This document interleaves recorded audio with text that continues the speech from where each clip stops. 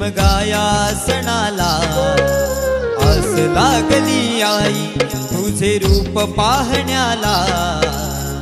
देव माझा एक वर्षान येतो भेटीला, आनंद लागाव खांदा देतो पालखीला। चरणाशी येतो आई आशीर्वाद घ्यायला, भक्त तुझा तल्लीन होतो होळी उत्सवा।